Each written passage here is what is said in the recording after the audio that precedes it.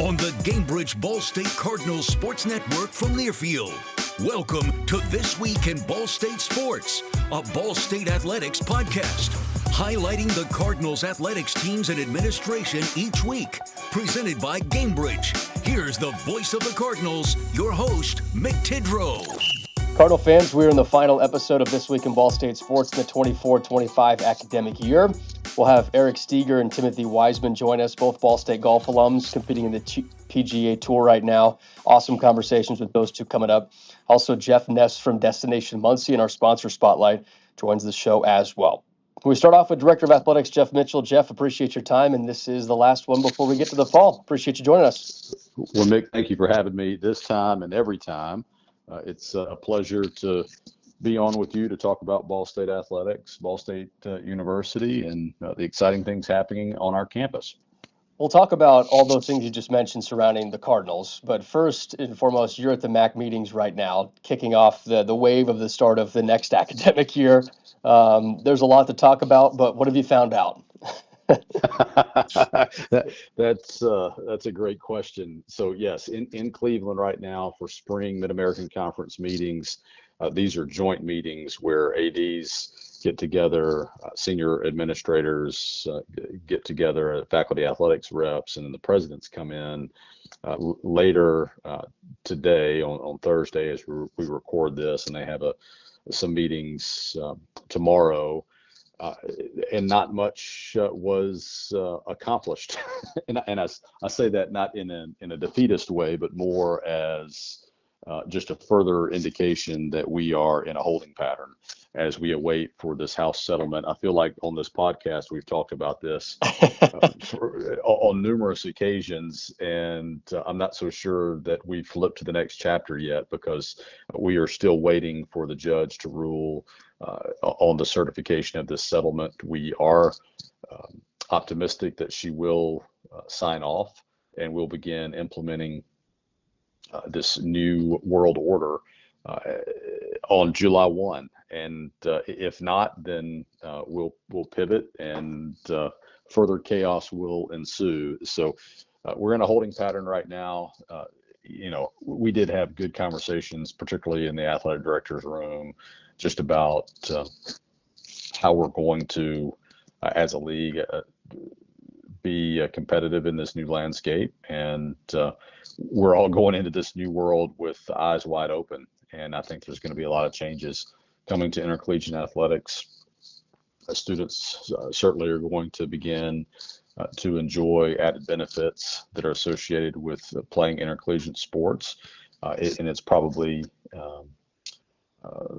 it is time for them to enjoy greater benefits. We're going to continue to work through what that looks like. It'll be different from campus to campus, league to league. There are a lot of mechanics that we have to work through as to what that looks like as student athletes begin to receive more financial benefits.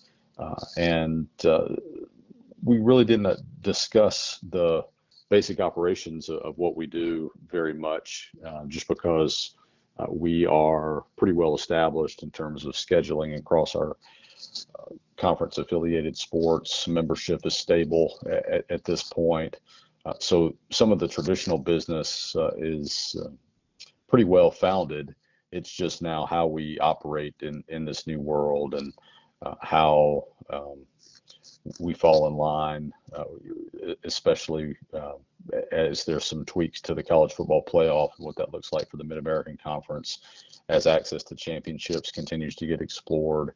We're fighting along with our other group of 5 colleagues and institutions to find, where our position is in all of this. And, so the commissioners of all those leagues are working together and the ADs across the leagues are working together. And, there'll be a lot more to come as we continue to see what's next. We're having a hard time peeking around the corner right now. And, but that time is coming. We just don't know when. And we look forward to it so we can begin operating with a little bit more horizon in front of us as we attempt to carve a path forward. And I'm certainly excited for that to do so on behalf of Ball State. You used the word peak, and I have a question about a peak coming up later in the podcast here. So that's a great foreshadowing. You mentioned added benefits. Is there anything that you're at liberty to be able to talk about right now within that, or is that still we've got to wait and see what that means for student athletes? Yeah, I think we need to wait and see because it really hinges on the settlement being approved. And so we need to get that solidified first. And then as we head into next year, as we resume our podcasts, our fans will, I'm sure, be eager to be educated about what that looks like, and look forward to doing that at that time. Your background and your lawyer background is going to really help dissect all of this when it all drops. Well, I hope so. And it's complicated, and there's a lot of ancillary issues that are triggered about with some of these things, from Title IX um, to issues around, oh gosh, you got international issues that are associated with this as we deal with international students and how they may be impacted as well with restrictions on visas. So those are just a couple of the of those ancillary Right. Concerns that we have. But yeah, I mean, there are a lot of smart people that are working on these issues, and we're trying to put our heads together to come up with the solutions. And I'm confident in the leadership on our campus as we continue to see how we progress, and I'm confident that we'll come to a viable solution going forward. But yeah, just an interesting time right now in our enterprise, and college athletics and higher education continues to advance, continues to change, and we're here for it, Mick, as we chart a path forward. You have to be here for it, right? It's That's an right. adapting landscape. So hopefully we'll have a mid-July podcast. We'll bring a special edition back so that we can go page by page and talk about everything that's about to happen. Sounds great. You used the word peak. I teased it. Peak Management is the new multimedia rights holder for Ball State Sports. From your landscape, what was the decision behind the change, and how does that impact Ball State athletics? Well, we looked at the marketplace, and essentially what we did was conduct a market check to evaluate where Ball State is in the landscape of multimedia rights. And we've enjoyed a relationship with Learfield, and they've been very good to us. And part of our agreement was to be able to explore this marketplace and look at other firms that might be interested in working with Ball State. And Learfield was certainly interested in continuing, and we had a couple others that were interested in working with us. And ultimately, it's a competitive process, and we decided that it was in the best interest of our athletics department and the institution to partner with Peak Sports. There is going to be increased revenue that is associated with this agreement, and I believe that Peak is equipped to work in communities like Muncie and East Central Indiana to really drive added value for Ball State in these communities, and add value to the companies and groups that are interested in partnering with Ball State. And I look forward to working with our partners with Peak Sports. That new deal is effective on July 1. And I think it'll be really exciting for us. Anytime there's change, there's going to be a period of acclimation, and we'll certainly have new individuals that are working alongside of us that represent Peak, that are representing Ball State as part of that opportunity that these individuals will have with Peak. And they're going to act, look, and feel like Ball State employees, and we're going to treat them that way. And they're going to represent us in a first-class way as we go out into the community and continue to partner with businesses that want to be a part of what we're doing, and we want to promote them because of the great work that they're doing in our community. So Peak is excited to jump on board with us, and we are excited to have them be a part of us as well, of course, and looking for a healthy partnership going forward. And there's just a lot of opportunity for growth. And quite frankly, it came down to there were more dollars on the table that were being offered from Peak, and the upside is pretty significant, Mick. So that's kind of the business side of things. From a negotiation, you talk about the law background. Certainly, negotiating these multimedia rights deals takes a lot of time and took up a large chunk of this academic year for me to go through that market check and go through that negotiation process. But I'm very thrilled where we are. And is very beneficial to Ball State, and appreciate, again, our leadership on campus, including President Mearns, for giving me the ability to go through that for the benefit of Ball State athletics and Ball State University as a whole. And, I think he's excited about it, and we're looking forward to getting this thing going. First employee will begin soon. We'll have a total of 3 that will represent us and Peak as we continue to grow and develop the brand. So looking forward to it. A lot more coming. When people hear multimedia rights holder from a Peak standpoint, what should they know about what those responsibilities are?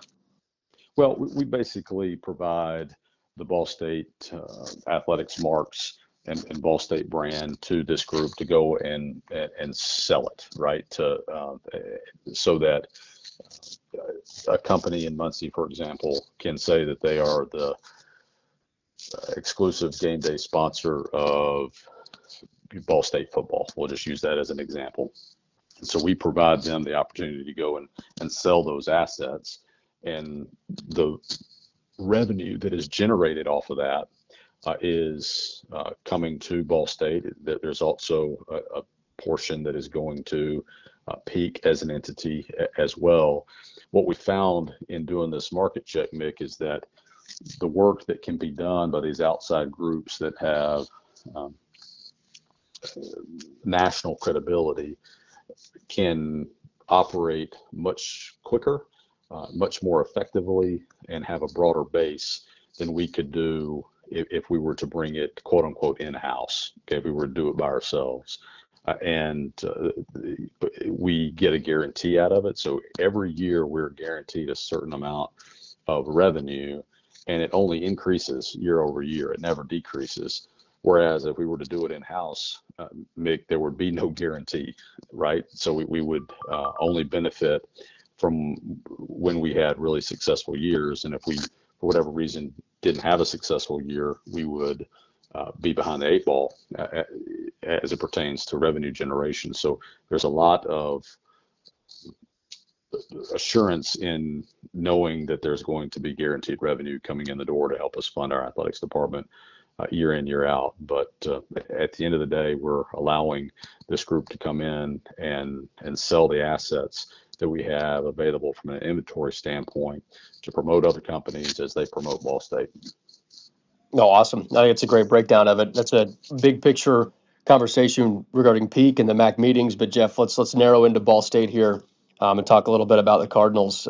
We've got everything is basically wrapped up from an academic year standpoint. Kenley Nettles is out there competing in Jacksonville as we speak on the track and field side of things, and then out to Oregon after that. So Kenley is one of the remaining athletes competing for the Cardinals, but a great year a great way to wrap up the academic year for her. Oh, it is. And she's a remarkable athlete, a remarkable person. We're so grateful that she's a Cardinal and that she's representing us on a national stage here as this academic year ends and as we prepare for the next academic and athletic year. So everybody's pulling for Kenley. And, we've had somebody go to these nationals in Oregon now 4 years in a row. And so Ball State continues to be seen even into June, and it's just awesome for us. So we're really excited, and hopefully she can perform well out there in Oregon. I know she's expecting to, and we look forward to watching her compete.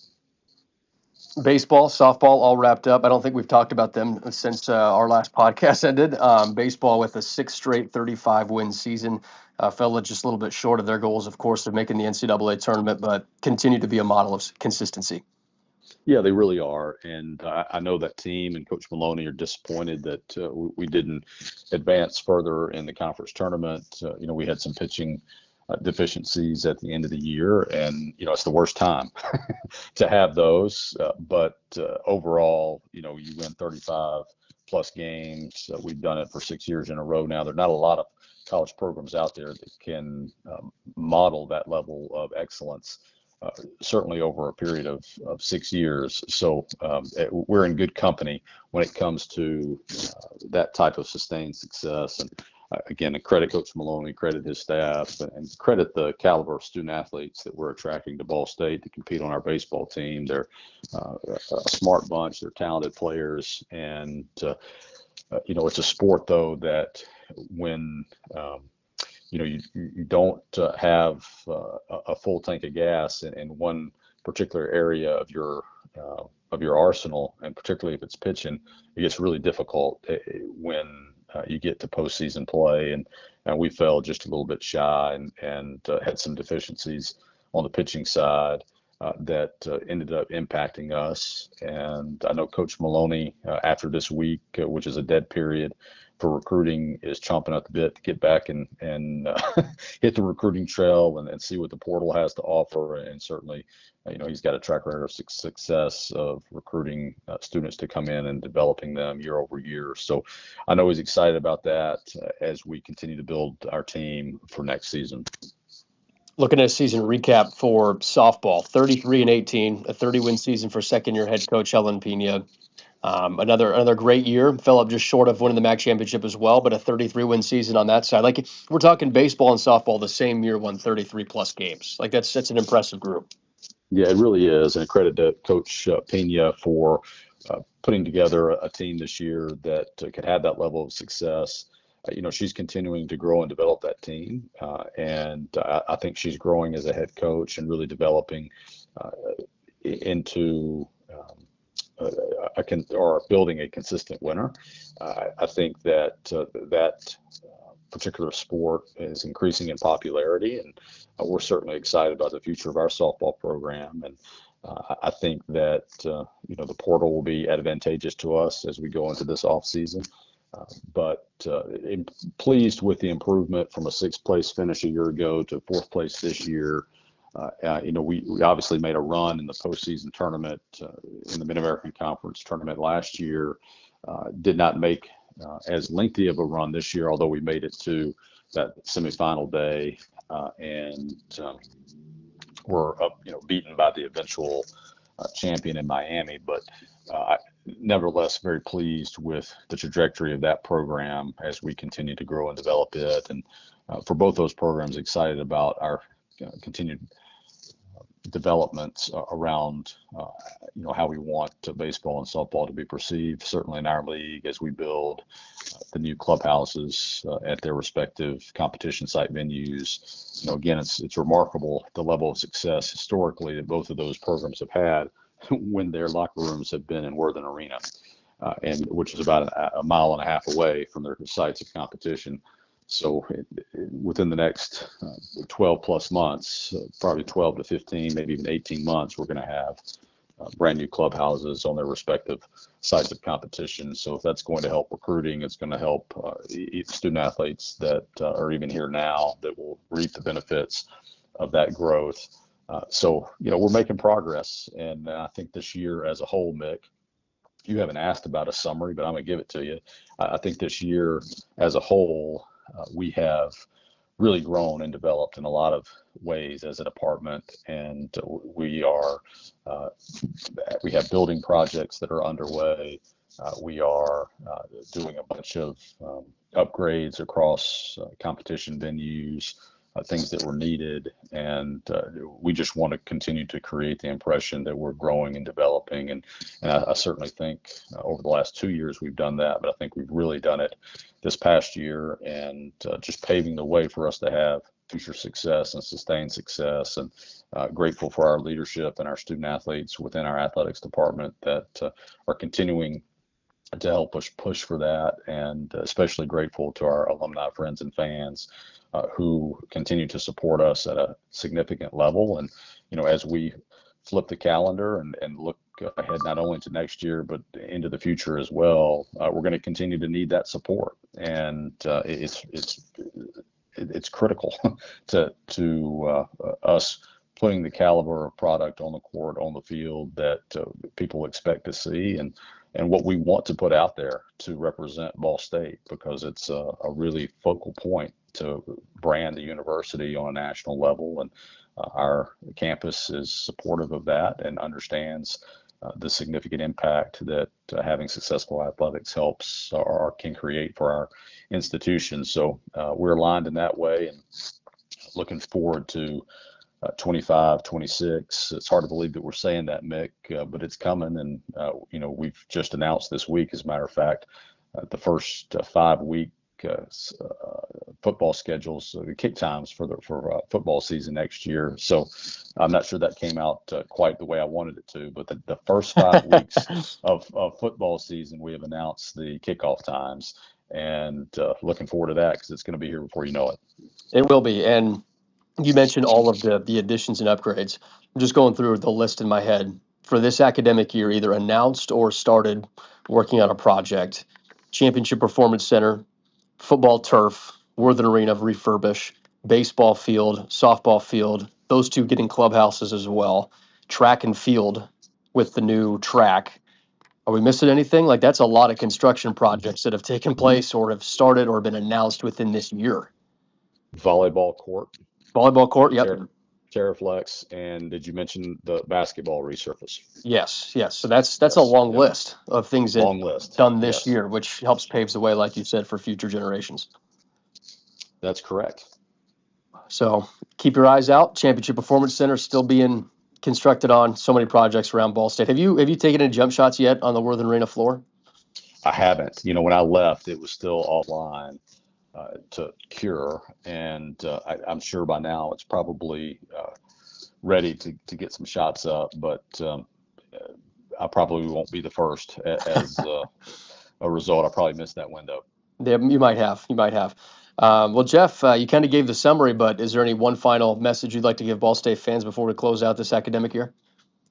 Well, just to underscore the appreciation of the generosity and the support that our fans provide us, and really encourage everybody that cares about Ball State to continue to support us, continue to come watch us play, continue to be curious about what we're doing, and show interest. It's really important. I get the privilege when we're at these spring meetings to sit down with some of our student athletes, and they're just amazing with the level of maturity that they bring to these meetings as leaders of our student athlete council, and they're going to go do great things in their respective communities, and it's because of the lessons and the relationships, or the lessons that they learn here and the relationships that they develop here, that put them in a position to be successful going forward. And that's the beauty of college athletics. I'm a product of it, and I have the good fortune to work with talented individuals every day that are pouring into these student athletes and helping them develop not only as students, but as people too. And the athlete part is the fun part of it, where you get to work with them on a daily basis. But it's all those other intangibles that really is the true meaning and the true why of why we do what we do. And so today, to sit down with Emma Potter and Colin Nasser and just talk a little bit with them about what they're doing next post Ball State, and how the Ball State experience has impacted them. That's why we do what we do. And I just am thrilled to continue to pour into our student athletes and work with our coaches to promote Ball State the best way we can, and advance us to the greatest extent possible. Well, Jeff, I'm excited to see what the Ball State Athletics Department does moving forward. Excited to be a part of it, and appreciate you every episode almost joining us. I think you got in over 25 episodes this year, maybe closer to 30. So appreciate your time. Hopefully we'll have an episode in July and give an update on these settlements. But until then, or maybe beyond, appreciate you hopping on the podcast and giving the breakdown for Ball State fans. Well, thank you, Mick, and all the work that you do too, and look forward to doing great things with you going forward. Appreciate you, Jeff. Thank you. Thank you. Chirp, chirp.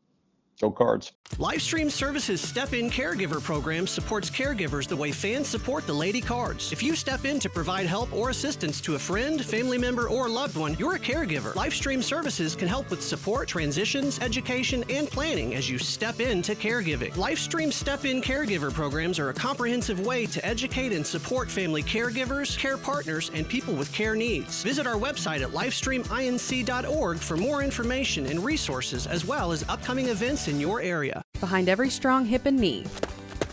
Behind every strong shoulder. Good catch. Behind every strong team is our highly skilled team of experts in orthopedics. IU Health is the official healthcare and sports medicine provider of Ball State Athletics, and we're here to keep you moving. From acute injuries to chronic pain and conditions, go where the athletes go. Walk-in appointments for new injuries are available Monday through Friday from 7:30 a.m. to 4 p.m. And you can always schedule a same-day or next-day appointment and wait from the comfort of your home. Visit iuhealth.org/MuncieOrtho to learn more. So just how big is the Mammoth Pizza at Mancino's? How about a big 24-inch round pizza loaded with all of your favorite toppings? Made to order just for you when you call 287-1300. The perfect size for the big game, the next game, or any event that demands not only the best, but the biggest pizza you can order. And Mancino's is ready anytime. Call, wait 10 to 15 minutes, then head to Mancino's for pickup. Man, is it good. When a large pizza isn't enough, you need at least one Mammoth from Mancino's. Hey, Cardinal fans, we're back inside This Week in Ball State Sports, and we have an Alumni Spotlight Series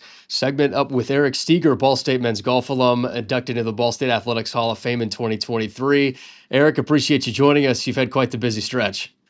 Awesome. Thanks for having me, Mick. Happy to be here. Of course. It's great to be in touch with you. We are having a pretty special podcast this week with you and Timothy Wiseman, Ball State Golf Show, kind of coming up here with the PGA at Quail Hollow recently. So really fun to connect with both of you, and just kind of wanted to start off, Eric, with that experience for you at Quail Hollow in North Carolina. Yeah, it was awesome from start to finish. It was amazing. It was a little surreal getting on property Sunday and just, all the fans, all everybody's entourage, all the grandstands, and just the blown upness of the entire situation. It's bigger than anything I've ever played in. And it honestly took me a couple days to kind of just settle in. And I like to use the word fanboy. I was a fanboy for a couple days. Just, it's hard not to when you grow up watching, the best in the world, Scheffler, Justin Thomas, Jordan Spieth, and, having lockers next to those guys, and, being in the same locker room and putting area is just a little bit surreal in the beginning. But about Tuesday is kind of when I just put my head down on the grindstone and just, started to treat it and prepare just like every other tournament that I've played in. I was just about to ask, when did it all kind of settle in for you? But it's good that you had that time to be able to settle in and let things be golf, right? Just it's golf Absolutely. At the end of the day. Absolutely. When you sum up just the overall tournament for you, how would you assess it? It was a great first experience. The PGA of America was amazing, just making everybody feel special and important in that moment, whether it was, me or, the best in the world. I just felt super appreciated every moment that I was on property. My golf game was okay. I would assess it as being okay. I lost a few shots each day, just flat out to nerves. It took me a few holes to settle in, but once I settled in, I played some decent golf. Didn't have my best putting game, which is kind of my normal MO. I normally putt the ball well, but didn't make many. But in terms of, my overall experience, it was amazing. It was so fun to play and alongside the best in the world and in front of literal thousands and thousands of fans. Fans were awesome. The course was great. It was super hard. It was 7,600 yards and wet. Yeah. The greens actually have a system called sub-air, and they're able to dry the green surfaces in the areas around the green mechanically with machines underneath the ground. So we were having longer than average irons into the greens that were firmer than, the rest of the golf course, which made it even more difficult. So it was an awesome test, and, hopefully we can get back to playing another one down the road. 100%. What would you say that you learned the most from that experience, Eric? I think sometimes it's hard to quantify that. And pick out something tangible, but just, the more times you get to that stage and be around those players, the better you feel the next time you do it. The less out of place you feel, the less things are abnormal, and the more like you feel like you belong. So if anything, I just, having that experience under my belt will be great ammo and great tool to use next time I get there. And next time I get there, I hope to be more competitive for sure. How would you describe the overall moment of finding out that you were going to be a part of this? I know that's probably hard to pinpoint as well, but when you think back on some of those emotions, how would you describe that? Right. It was incredible. It was a little, it was a weird, so it was a weird final day. So I qualified through the National Club Pro Championship, which is 312 of the nation's best Class A professionals. There's 4 rounds, and the top 20 of those 312 qualify for the PGA. And going into the final round, I was actually in second out of 312 with a fairly large cushion between myself and, the top 20, 20th place. Right. But I had a pretty bad day of golf for myself. I shot 6 over after shooting 6 under the prior day. So that final round was just an absolute grind. I'm thankful to have played such a great third round and had that cushion because I certainly needed it.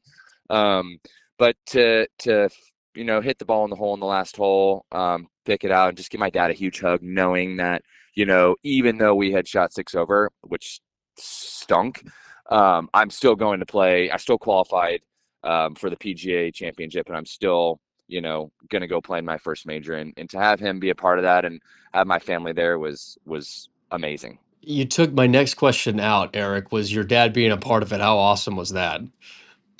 Yeah, just having him. Well, he was on the bag carrying my bag and caddying for me in the National Club Pro 4 rounds down in Florida, which was awesome.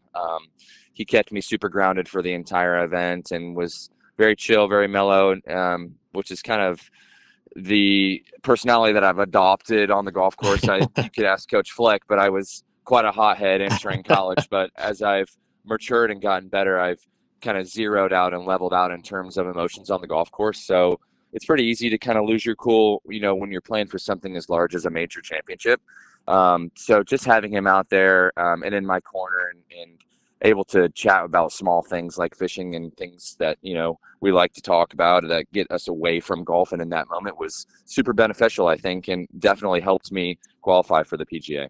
Oh, it's awesome that you and your dad were able to be a part of that in that way. And of course, you two being the second ever father-son duo elected to the Ball State Athletics Hall of Fame. Your dad, Scott, in 1988, you in 2023. But Eric, when you look at your journey as a whole, you graduated from Ball State 2011. You've been a professional now, 14 years after graduating. How would you put into perspective like what this 14-year ride has been since you graduated Ball State? Right. It's I would just summarize it as a journey. I started on the mini tours, golf's lowest level, playing in state opens and just random tournaments. At one point in my career, I was almost top 500 ranked in the world and playing on the Korn Ferry Tour, which is the tour right below the PGA Tour, essentially AAA baseball. And then COVID happened and I had to pivot in terms of career choices and my job, honestly, what I was doing to support my family and got into the teaching and coaching aspect and became a PGA of America Class A member. Like when you start to do that and pivot away from focusing on your own game and putting your energy and time into others, it's kind of a wild card on what's going to happen to your own game. And I've been able to find a decent little balance and focus on the important things within my own game and keep my own game pretty sharp over the years, and to have it come full circle and, leave the touring life of golf, but still be able to play on golf's literal biggest stage has been kind of a dream come true, and it's been incredible. Oh, that's awesome. And it also sounds like it takes like the mental load off of you from thinking about things a certain way all the time, and you can teach it and let it flow that way. Exactly. And if anything, it's given me a lot of perspective on what's important in life, honestly. It doesn't really make golf easier, but from the mental aspect, just knowing Right. that, no matter how this tournament goes, I'm going to have a great job at Pebblebrook. I have great students to teach. I have an amazing family and so much support from my friends and family. Like, yes, I want to go play great golf and on this biggest stage at the PGA. But if I don't, you know what? Like, I've got two kids at home that are gonna, give me the biggest hug and love me no matter how I played. Even though my son, who's 6, still reminds me from time to time that I missed the cut. So Wow. hopefully, he goes, Dad, that was cool that you got to play with Scotty Scheffler, but you missed the cut. I was like, you're very right. I did. Only, about 70 of the 156 guys get to make the cut. Hopefully we can have another crack at it and try to make the cut. But it was cool. Just he was there on site, just to get to, walk those grounds with him following was amazing. So just a lot of perspective, and which I think has helped me continue to play some good golf these last 5 or 6 years when I've not necessarily been dedicating my life towards my own golf game anymore. Well, the next time your 6-year-old says anything, just say, at least, you got the page up on the PGA Tour. You can go to PGA Tour and see Eric Steger's name right there. So there can be no disputing that. That's right. He actually had a really funny comment after I qualified for the PGA. I came home from Florida and picked him up from daycare, and he knew I was in second, but ended up finishing 9th out of 312. And I picked him up and gave him a hug. He goes, Dad, I know you didn't win the qualifier, but you get to play on the PGA Tour with Scotty Scheffler. So that in itself was awesome perspective, and just, continuing to be grounded and surround myself with great friends and family has just made it all the more sweet. Yeah, I had chills when you just said that. Like your 6-year-old telling you that. That's awesome. I know it. So Eric, when you look at what's next, I know you've talked a little bit about how you found that balance and your family's come first and all that stuff. But what are you working on coming up, or what's next in the Steger household? That's a great question. I actually have the second stage sectional qualifying of U.S. Open this coming Monday.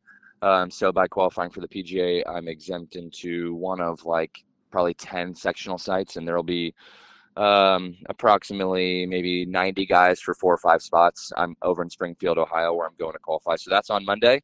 And then I'm actually caddying for a girl in the Pete Dye and Alice Dye Dye Junior Invitational up at Campen Tuesday, Wednesday. But ultimately just a lot of catching up with students. After being gone for 2 or 3 weeks, I've gotten a little bit behind, and thankfully they got to watch me on TV a couple times and understand that,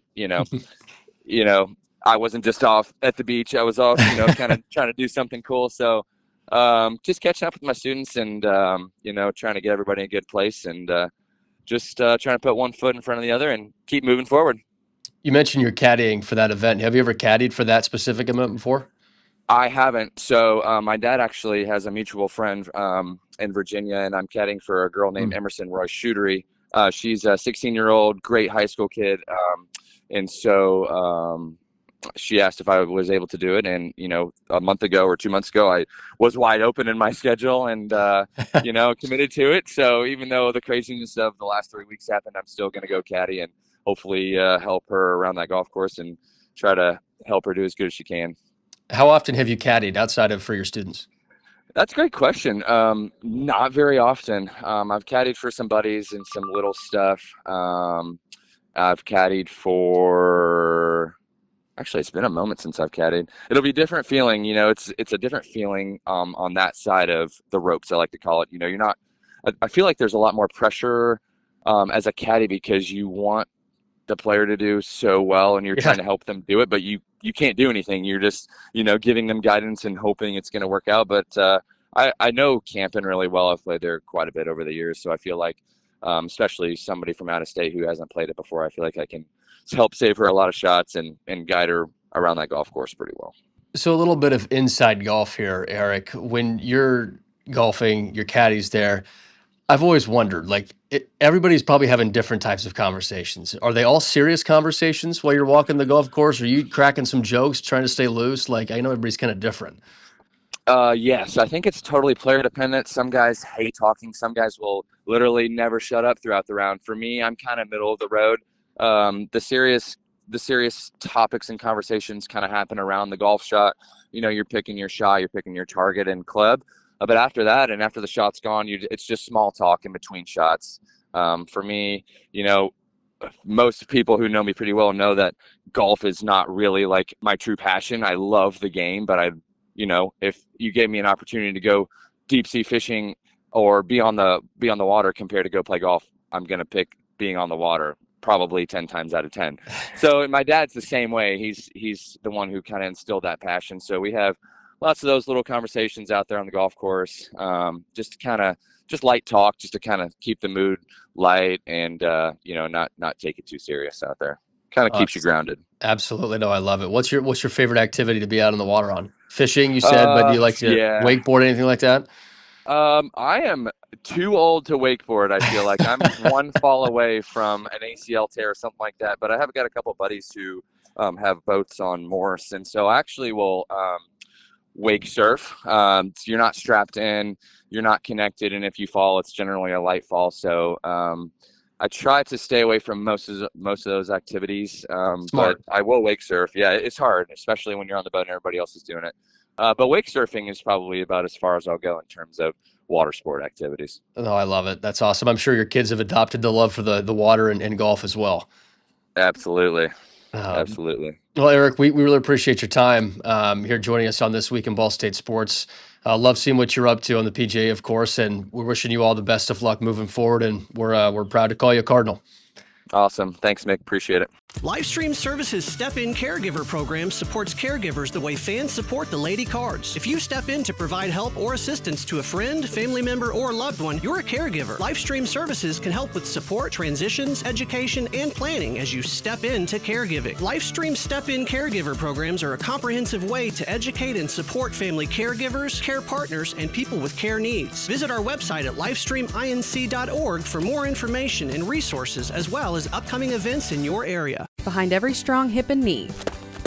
Behind every strong shoulder. Good catch. Behind every strong team is our highly skilled team of experts in orthopedics. IU Health is the official healthcare and sports medicine provider of Ball State Athletics, and we're here to keep you moving. From acute injuries to chronic pain and conditions, go where the athletes go. Walk-in appointments for new injuries are available Monday through Friday from 7:30 a.m. to 4 p.m. And you can always schedule a same-day or next-day appointment and wait from the comfort of your home. Visit iuhealth.org/MuncieOrtho to learn more. So just how big is the Mammoth Pizza at Mancino's? How about a big 24-inch round pizza loaded with all of your favorite toppings? Made to order just for you when you call 287-1300. The perfect size for the big game, the next game, or any event that demands not only the best, but the biggest pizza you can order. And Mancino's is ready anytime. Call, wait 10 to 15 minutes, then head to Mancino's for pickup. Man, is it good. When a large pizza isn't enough, you need at least one Mammoth from Mancino's. Today we have a special guest from Destination Muncie,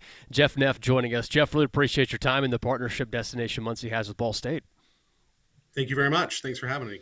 So, Jeff, for people who may not know what Destination Muncie is, what would you best describe it as? So Destination Muncie is a destination marketing organization. We're the Convention and Visitors Bureau for Delaware County. So it's our job to market and share all the amazing assets, attractions, dining outlets, shops that we have here in Delaware County, and invite guests to come and visit our beautiful city and county. And we were just talking about it right before we hopped on the podcast, Jeff. There are a lot of things coming up that your team helps promote and engages with, especially with the summer coming up. What are some of those fun things coming up for you guys? Well, there is a ton of free music that's happening here in Delaware County.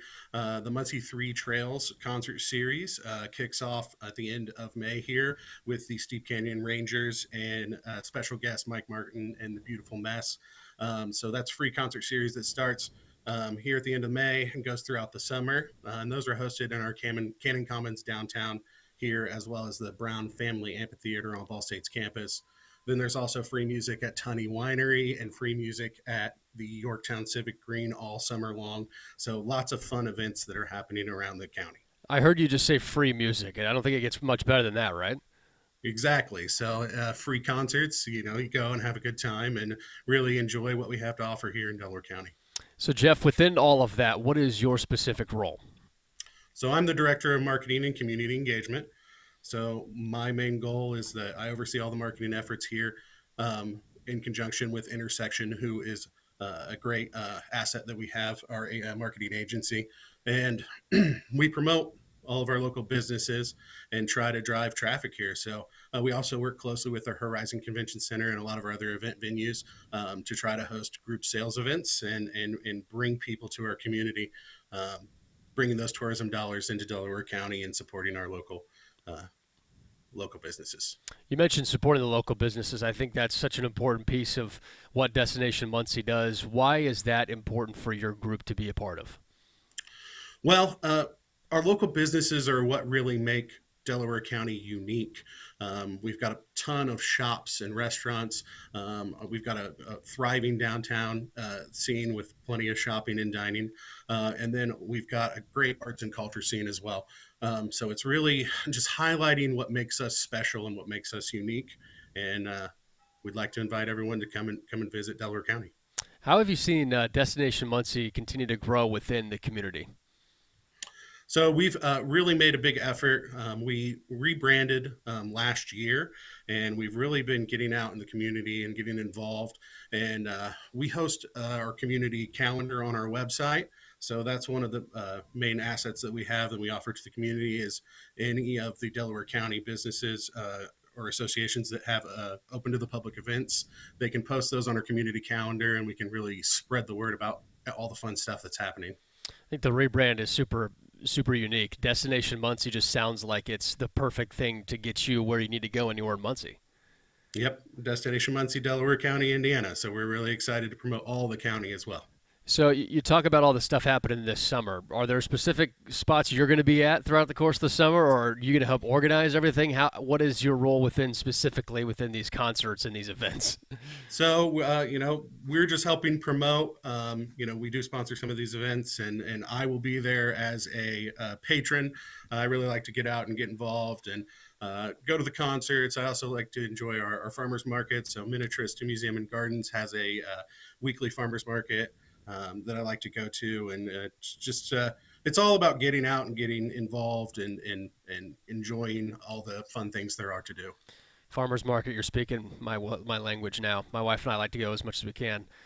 From the standpoint of, you mentioned the Brand Amphitheater. I think that's important to talk about the partnership between Destination Muncie, Ball State, the athletic department as well. Why do you think it's important to have events that are located on campus too? Ball State is a big driver for Delaware County. Besides the athletics, there's also the David Owsley Museum of Art, another free attraction that we have here in the county. Emmons Auditorium brings world-class entertainment to the county. There's even the Reinhardt Orchid Greenhouse that a lot of people don't know about, where you can go and see some very rare plants and learn a lot about orchids. Ball State has a lot to offer to the community as well as visitors. And some people just don't know what's there and what's available to them. So our partnership is great about trying to get people on campus and then trying to get some of those students that are on campus into the community to learn about what they're missing out by staying on campus. Right. I think that's great because you have the opportunity to get in front of a lot of students, right? And with how many people are on campus all the time, and maybe it might be faculty members too that haven't heard about what's coming up. So I think that's a big reason to have a presence on campus. Yeah. And we love going to the Ball State football games. We normally have an activation table so that we can set up and talk to all the visitors and share all that information with visitors and students about what there is to do in the community. Do you know where that activation table will be this year at football games? I'm not sure where it'll be this year. Okay. I really like when we're set up right inside the entrance near the main gate, but it kind of rotates depending on availability. Have you seen the new turf at the football field yet? It looks beautiful. We did see it on social media. We shared it out, and it's very exciting. Love it. That's awesome. Jeff Neff joining us here from the Destination Muncie Group. He's the Director of Marketing and Community Engagement there. Jeff, just with the overall partnership between Ball State and Destination Muncie, how, from your vantage point, has that continued to get better and better? Well, it's, as we've been talking about, it's just keeping the communication open and sharing what the community has to offer, getting students involved in the community and getting our visitors to experience everything the community has to offer. So, they come for the game and then afterwards they're looking for a place to eat. They're staying in our hotels, and it's really just that Hoosier hospitality that Delaware County offers that I think really, really shines through with our partnership. It's a great experience to come to a game and then get out and get involved. Jeff, what's your favorite part of the job? Favorite part of the job? I really like attending all the events and really a lot of people like to say there's, nothing to do. And then you actually start looking at all the cool events that are happening each weekend here at Delaware County. You know, so you get out and you get involved. We've got the Cardinal Greenway. Love getting out and biking on the Cardinal Greenway. I like kayaking throughout the summer as well. And there's new kayak launches that just opened at McCullough Park. There's always so much fun stuff to do. And we're just trying to share that information and make sure that everybody knows exactly what there is to offer. You mentioned kayaking. That is one thing that I have not done that I really want to do. I tell myself every summer, yeah, I'm going to go, but I haven't been yet. So I think you might have just sold me to at least get out there once. Yeah, definitely. And you can rent kayaks from the Ball State, from the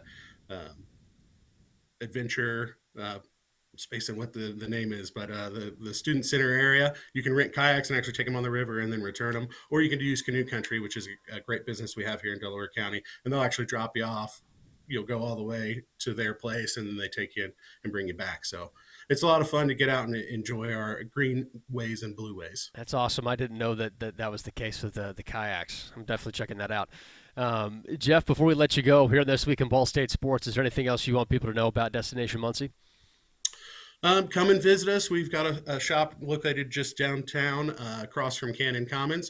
If you'd like to learn anything more about Delaware County, follow us on our social medias, Destination Muncie, and check out destinationmuncie.org. Like I said, we host an events calendar. We also have a listing for all of our Delaware County businesses, attractions, entertainment venues, and we just really want you to come and experience everything that we enjoy doing and experiencing here in Delaware County. Well, Jeff, we really appreciate your time, your partnership, and everything you do for the Muncie community at Destination Muncie. Thank you so much. Appreciate you. Thank you. Livestream Services Step-In Caregiver program supports caregivers the way fans support the Lady Cards. If you step in to provide help or assistance to a friend, family member, or loved one, you're a caregiver. Livestream Services can help with support, transitions, education, and planning as you step into caregiving. Livestream Step-In Caregiver programs are a comprehensive way to educate and support family caregivers, care partners, and people with care needs. Visit our website at livestreaminc.org for more information and resources, as well as upcoming events in your area. Behind every strong hip and knee. Behind every strong shoulder. Good catch. Behind every strong team is our highly skilled team of experts in orthopedics. IU Health is the official healthcare and sports medicine provider of Ball State Athletics, and we're here to keep you moving. From acute injuries to chronic pain and conditions, go where the athletes go. Walk-in appointments for new injuries are available Monday through Friday from 7:30 a.m. to 4 p.m. And you can always schedule a same-day or next-day appointment and wait from the comfort of your home. Visit iuhealth.org/MuncieOrtho to learn more. So just how big is the Mammoth Pizza at Mancino's? How about a big 24-inch round pizza loaded with all of your favorite toppings? Made to order just for you when you call 287-1300. The perfect size for the big game, the next game, or any event that demands not only the best, but the biggest pizza you can order. And Mancino's is ready anytime. Call, wait 10 to 15 minutes, then head to Mancino's for pickup. Man, is it good. When a large pizza isn't enough, you need at least one Mammoth from Mancino's. We're back on This Week in Ball State Sports, our final episode of the 2024-25 academic year. And today we've got a special guest on, former Ball State golfer Timothy Wiseman, who was just at the PGA Championship May 15th through 18th at Quail Hollow Golf and Country Club in Charlotte, North Carolina, joins us here on the show. 2019 Ball State grad. Timothy, really appreciate your time. Yeah, no, thanks for having me. Timothy, how would you sum up that experience at Quail Hollow Golf and Country Club to be on that stage? Yeah, it's really cool. It's always special to play in a major. You know, obviously they don't come around too often. So yeah, very special. You just try to soak it all in as you can that week. You had a chance to compete with Eric Steger. You said you got a little bit of time with him, got some breakfast and stuff like that. How cool was it to have another Ball State Cardinal around as well for that? Yeah, that is cool. Obviously, yeah, there's a little bit of similar history there, and since he joined the PGA, you know, we've had many tournaments where we've been real close to each other.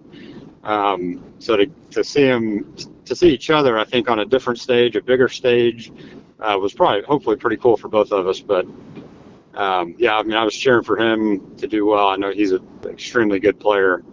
So yeah, he'll probably have a few more PGA championships under his belt before time's over. What was just the overall moments leading up to getting ready for something like this? Yeah, there are a little bit of nerves for sure. I mean, but yeah, you treat it a little differently. I think the preparation's a little more intense, right? Knowing the opportunity that's ahead. But on top of that, it's just excitement. I mean, like I said, in my position, majors don't come around too often yet. So yeah, you treat it for what it is. It's a really good opportunity, and you treat it as so. Timothy, when you look at graduating in 2019 to where you are today, 6-year window here, what is the journey been like for you since you graduated from Ball State? First thing is that it's been fast. It does not seem like it's been 6 years ago. Oh, it's crazy. Yeah, it's been good. I've enjoyed being in the PGA. I get to work with a lot of kiddos. I had a huge PGA Junior League program, which is awesome. But it's good. I get to play golf and teach golf for a living, so it's been a good 6 years. How did that come about of you teaching golf? Was that something that you always thought you wanted to do, or was it something that as you graduated you thought made a lot of sense for you? Yeah, it was kind of a hard decision. I mean, I definitely considered just trying to play golf. That's definitely where my passion is. And I have a really good situation where I work, so I felt like I could balance the work play mixture pretty well. And so that's just what I decided to do. And I knew being in the PGA of America that you would get some good playing opportunities, which is really what I love to do. So I just felt like that was the best route for me. So, and yeah, the fact that I get to enjoy doing all my junior programs is a cherry on top. No, that's awesome. When you look back at the growth from the last 6 years to get ready for something like the PGA Championship at Quail Hollow, how would you describe what that work and that time has been like? Yeah, it's been good. I try to pride myself and just trying to get better each and every year. I feel like I did that in high school, and just every year I got a little bit better, and I feel like I did that in college as well. And I feel like I'm still doing that as a pro outside of college.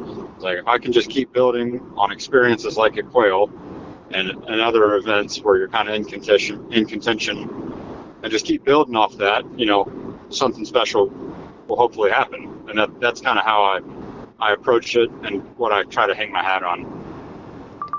When you look back at some of your time at Ball State, Timothy, what stands out to you? I know you're talking about how fast it's flown. You can't believe it's already been 6 years, but when you think back at being a Ball State Cardinal, what pops out the most? Well, I had very good teammates. A few of them I still keep, very close in touch with. So to me, that's the thing that'll live on forever, is that the relationships you built.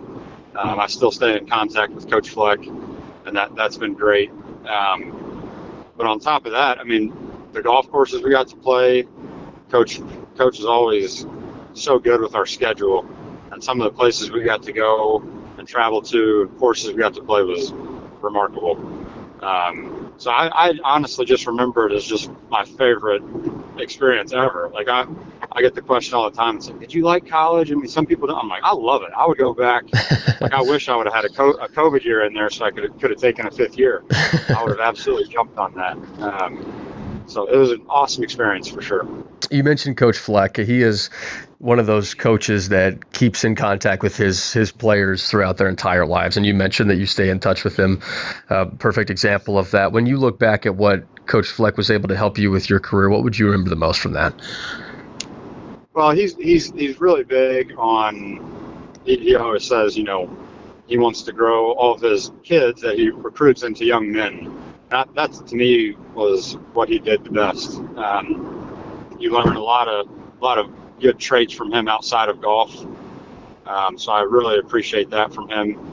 And yeah, the fact that he still has the alumni base that he has that supports with donations and doing different fundraisers and different things like that, I think sums up how Coach Fleck is as a whole. So yeah, he means a lot to me in a lot of different ways. How do you use some of those lessons from Coach Fleck and from Ball State in your professional career now? Yeah, I think, college golf is so difficult. I think one of the biggest things is time management. Yeah. To be a student athlete is difficult in itself. So I feel like I use those, traits every single day. And just being able to juggle all the things without any help. You have help, but you're responsible for a lot of different things. So honestly, that's probably one of the biggest things. And then, in college golf, like, they never set it up easy. Like, there aren't grandstands where you can get good. Like, you play in pretty crappy weather sometimes. The pins aren't very nice. So you're kind of put through the ringer in terms of conditions related to golf. So that, to me, that sets you up for anything, regardless of what the tournament is or where it is. So I feel like that really prepared me as well. That's a great point. You're conditioned to play in those conditions so that when they're nice, you're used to it and you're ready to go. Yeah, exactly. So Timothy, you play a lot of golf. You're around the game of golf a ton, all the time, of course. Outside of that, now that you're, into your professional career, what else are you doing outside of golf? Is there any time for any hobbies or anything like that? Yeah, I consider myself very lucky, and I try not to take this for granted, but yeah, I play golf for fun. Like, if I'm not traveling for a tournament, I have an awesome group of buddies in my community where we go play golf, and I enjoy doing that and try to relax a little bit more and not be in grind mode. But that's what I enjoy to do. So yeah, my life pretty much revolves around golf, but that's how I want it. I chose to do that. So, but on top of that, I have an awesome wife. We love to do things together, whether it's going to ball games or concerts or whatever. I have two brothers as well. They both have little kids, so I love hanging out with them and being an uncle. That's one of my other favorite things to do. So very lucky. That's great. Family time and golf. That's Timothy Wiseman's life right there. Yeah, pretty much. That's fantastic. When you look at what you know now, Timothy, as a professional golfer, what would you tell your younger self as somebody who would be entering college as a collegiate golfer? What would you tell that person to be prepared for or to remember, anything like that? Yeah, that's tough. I think I would probably say just to enjoy the journey a little bit. Like, inevitably, just the nature of our sport is that there are going to be some ridiculously hard times, but just understanding that that's part of it and that you're going to be better from that. Because I feel like I wear it on my sleeve sometimes too much, how my golf game's going or how I've been doing in tournaments, instead of just accepting it and still being happy outside of golf. It's not always easy, but I wish I would have understood that a little bit sooner, for sure. Oh, those are some wise words. I think everybody can glean something out of that. Well, Timothy, what's next for you? What's coming up? What's on the docket? So I got a big week next week. I have we'll get qualifying for the PGA Championship. Got me through local U.S. Open qualifying, which was a nice perk. So I have final U.S. Open qualifying this coming Monday, and that's at Springfield Country Club where I've had success before. Mm-hmm. So hopefully try to rekindle some of that energy. And then the following days, I'm going to try PGA Tour America's Q School. I've been close in that in years past, so I'm going to try to finally break through there. Then on top of that, just some state opens. The Indiana Open is at Delaware Country Club, which I'm a little familiar with. That's right, yeah. So that's what I got coming up. Awesome. Well, we really appreciate you joining the show, Timothy, and everybody here at Ball State's rooting you on, and congratulations on all your successes. Well, thank you very much. I'm always happy to represent my home community, but I view Muncie and Ball State as my second community, so happy to represent, and yeah, happy for the time. Awesome. Thank you so much, Timothy. Best of luck. Thank you very much. Thanks for listening to This Week in Ball State Sports, presented by Gainbridge. The preceding has been a Learfield presentation on the Gainbridge Ball State Cardinals Sports Network.